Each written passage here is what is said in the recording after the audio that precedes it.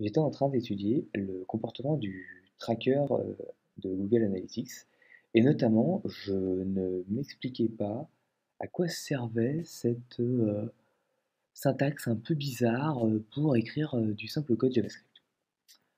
Donc comme je ne comprenais pas et que je ne trouvais rien sur Google, bah, j'ai été pleurer sur Twitter, j'ai été quémander de l'aide et Sami Rabi, alias Fêtard sur Twitter, m'a présenté ce lien qui pose exactement ma question, c'est-à-dire à quoi ça sert cette syntaxe-là, qu'est-ce qu'elle veut dire et qu'est-ce qu'elle exprime.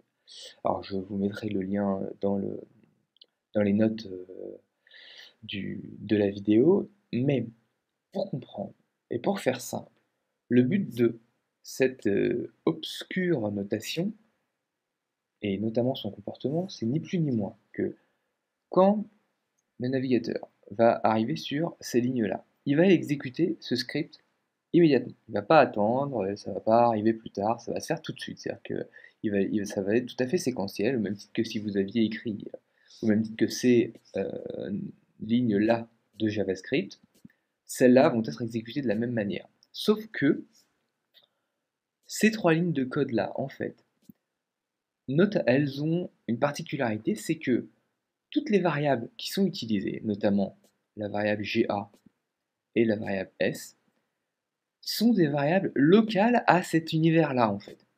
C'est-à-dire qu'elles n'existent pas dans le contexte de la page, mais elles n'existent que dans le contexte de cette notation. Alors, les raisons techniques vous sont expliquées là, je ne vais pas rentrer dans les détails, mais en fait, pour moi, le seul intérêt que ça a, c'est qu'en fait, on peut écrire du code JavaScript avec des variables intermédiaires de travail très nombreuses, sans pour autant polluer l'espace de travail global de la page.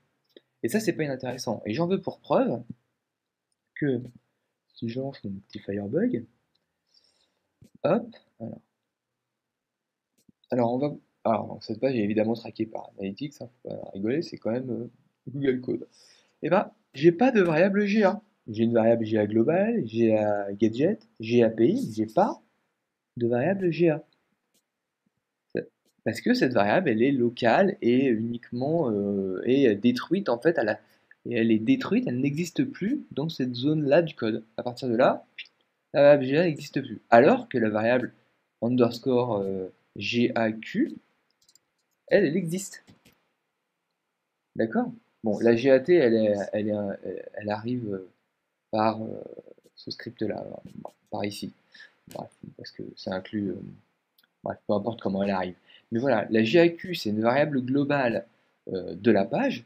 La variable GA, pardon, la variable GA, la variable S, elles n'existent pas. Elles disparaissent dès la sortie, punaise, un peu pollué des doigts, dès la sortie de ce bloc-là. Et c'est ça, à mon sens, l'intérêt de cette notation-là, c'est que ça fait pas du tout de l'asynchrone magique et tout. Non, non, l'asynchrone, en fait, il est implémenté là, puisque ça crée dynamiquement une balise script, donc ça demande le chargement du JavaScript après l'exécution et le chargement notamment de la première page, mais c'est pas du tout cette notation qui crée l'asynchronisme, ça permet juste de verrouiller notamment l'ensemble des variables, des fonctions et tout ce qui est objet nommé dans JavaScript dans cet espace de travail-là.